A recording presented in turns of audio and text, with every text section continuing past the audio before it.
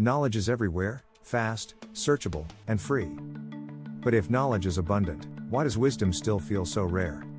That question leads us to an older word, culture, or what some once called liberal education, the education of a free mind.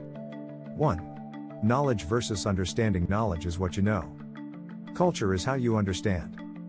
Knowledge fills your mind, culture shapes your judgment. Anyone can memorize facts, but only someone who reflects can see how those facts fit together. Culture is the ability to connect the see relationships between history and today, between science and art, between the self and the world. It's not the quantity of what you know, but the quality of how you think. 2. The roots of the word. The Latin word colere means to cultivate. Culture, then, is cultivation not of land, but of the human mind. Just as a farmer prepares the soil for growth, education prepares the mind for understanding. And like good soil, a cultivated mind produces things that feed others' ideas, empathy, conversation, art. Culture is not decoration, it's the discipline of growth. 3.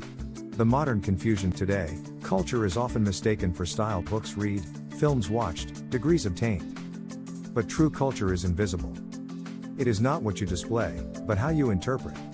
A person of culture is not someone who knows everything, but someone who can listen without judgment, disagree without hatred, and appreciate without envy.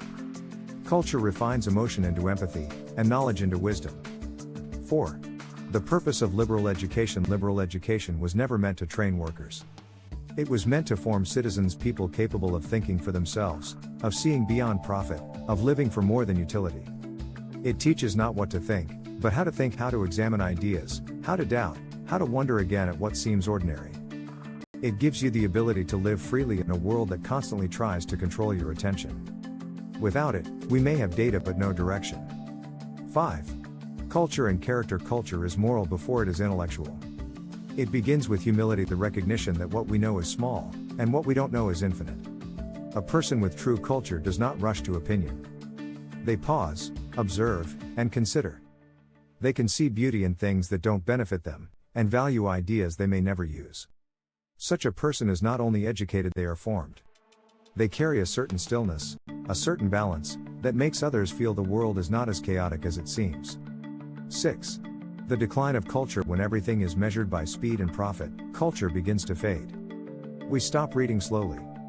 We stop listening deeply. We mistake noise for thought, and reaction for insight. But without culture, society becomes mechanical, efficient, but empty. It produces professionals, not thinkers, technicians, not humans. Civilization without culture is like a body without a soul. It moves, but it does not know why. 7. The return to meaning. To rebuild culture, we don't need more universities or lectures. We need curiosity. We need time to think. We need silence. Culture begins whenever a person asks, not what can I get from this? But what does this mean? To seek meaning is to be alive.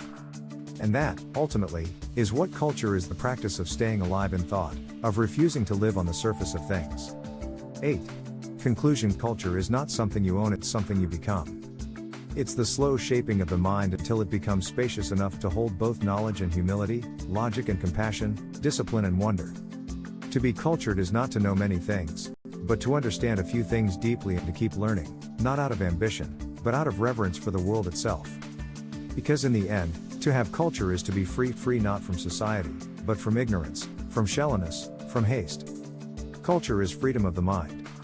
And that freedom is the beginning of everything else.